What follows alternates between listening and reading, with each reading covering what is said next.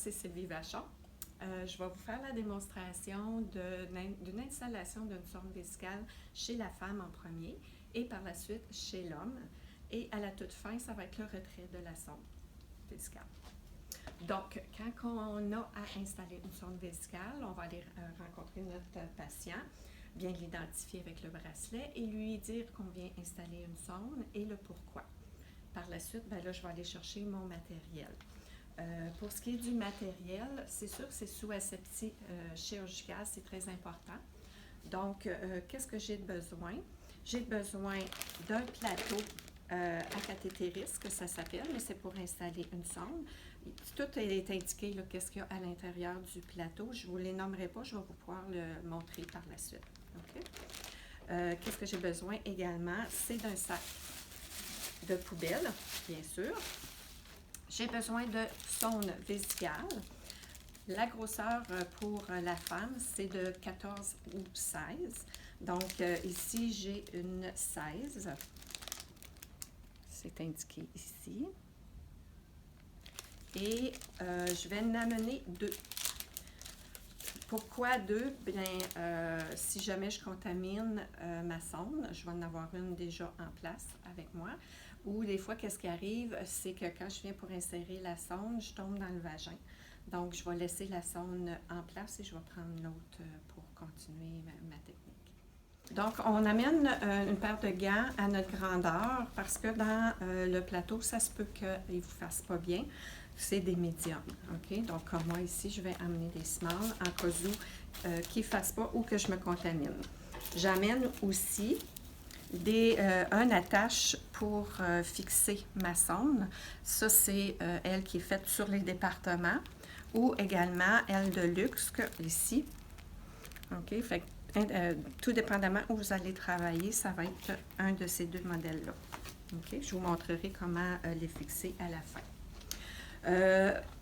Une chose importante à vérifier auprès de notre patient, c'est s'il est allergique à l'iode. Parce que dans le plateau, c'est un désinfectant à la proviodine, donc de l'iode. Si jamais il est allergique à l'iode, il faudrait amener à part le désinfectant qui est sur le département, soit du Baxédin, chloroxydine, tout dépendamment, et des compresses stériles pour faire notre désinfection.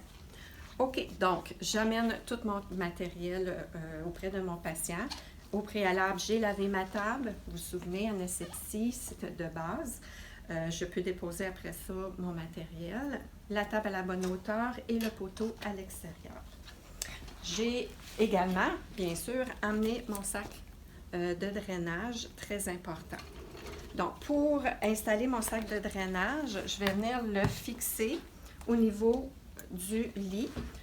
Si je soulève ici, on voit bien, il y a des trous qu'on peut venir mettre notre sac de drainage ici, comme ça.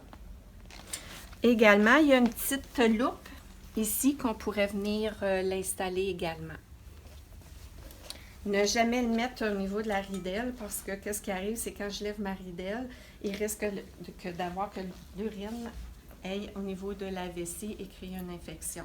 Donc, il ne faut jamais soulever le sac plus haut que la vessie. Donc, j'ai installé mon sac de drainage. Je vais venir installer mon sac de poubelle, comme ça ici. Je me place toujours du côté droit de mon patient parce que moi, je suis droitière. Donc, on se met du côté de notre dominance. OK? C'est beaucoup plus facile pour venir intervenir. Je lève mon lit, toujours piqué sous mon patient, bien sûr, en cas que je fasse un dégât. Également, on isole notre patient, bien sûr, en tirant les rideaux.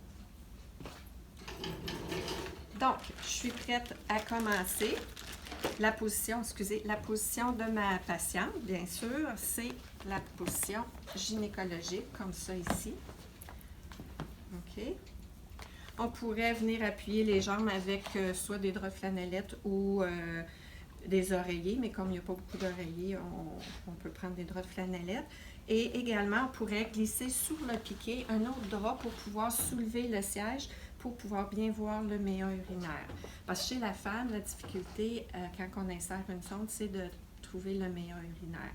Donc, une bonne position de notre patiente et un bon éclairage va nous faciliter la tâche. Donc, on pourrait même avoir une petite lampe de poche avec quelqu'un au bout du lit pour venir éclairer, pour avoir une bonne visibilité.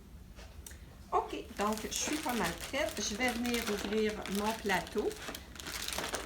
D'un côté, il y a des pointillés, OK, ici, que je vais venir déchirer tout simplement mon sac comme ça. Ici. Et je vais venir ouvrir comme un champ stérile ordinaire. Donc, je vais ouvrir le plus loin de moi en premier. Puis là, vous allez voir que c'est plié industriellement. Donc, c'est pas toujours évident d'ouvrir puis qu'il ne se rabatte pas. C'est ça. Ça ici. On peut se servir là, vraiment là, de la table pour nous aider.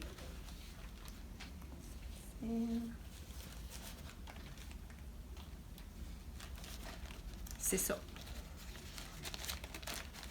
Des fois, ça va bien, puis d'autres fois, il faut jouer un petit peu. Faut faire exprès. Ah, voilà, voilà. La patience. Ici, vous voyez, le premier, c'est un champ stérile.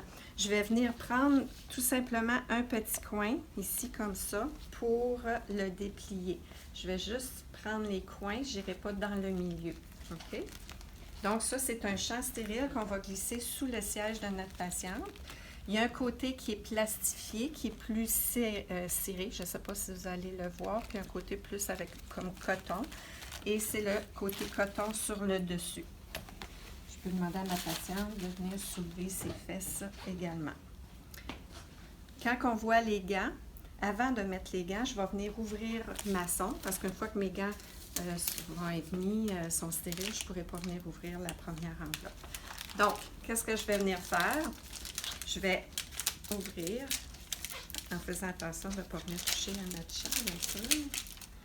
Comme ça ici, je vais venir prendre une pincée pour stabiliser ma sonde que je vais venir ouvrir comme ça ici, tout doucement, pour pas qu'elle vienne à toucher au niveau de la table, comme ça.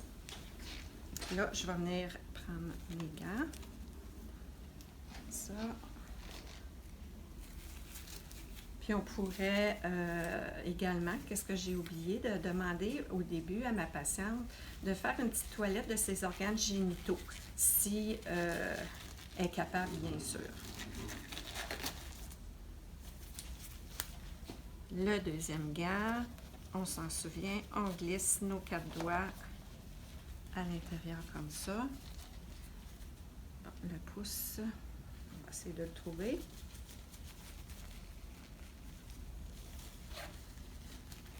Ici, comme ça. Le deuxième, c'est un autre champ, mais cette fois-ci, il est troué. OK? Vous voyez aussi les genres de pointe de triangle. Donc, on peut venir l'installer comme ça, ici, en faisant attention de ne pas toucher à notre patient. Mais chez la femme, on accepte de plier tout simplement ici, comme ça. OK? Parce que de l'autre façon, là, il nous borde plus que d'autres choses. Donc, je mets ça ici comme ça. Qu'est-ce que je retrouve? Je mets 5 watts pour ma désinfection et mon enveloppe de proviodine. Dans la vraie vie, là, ici, à cause du mannequin, je ne l'ouvrirai pas, mais vous venez, vous l'ouvrez et vous venez en verser au niveau des watts. OK? Du gel. Donc, je viens de l'ouvrir et je viens d'en mettre sur mon champ ici. J'ai la pince pour prendre mes watts et faire ma désinfection. Puis j'ai également ma seringue avec 10 ml d'eau stérile. OK? On n'utilisera pas du NaCl parce que ça pourrait venir briser l'intérieur du ballonnet. Donc, pourquoi qu'on a 10 ml? Sur la sonde, c'est indiqué la quantité de liquide qu'on doit mettre au niveau du ballonnet. Ici, pour la 16, c'est marqué de 5 à 15, mais habituellement, c'est 10 ml. C'est très important de l'écrire dans nos notes. OK, dans le dossier, parce que lors du retrait, il faut vraiment retirer sensiblement la même quantité.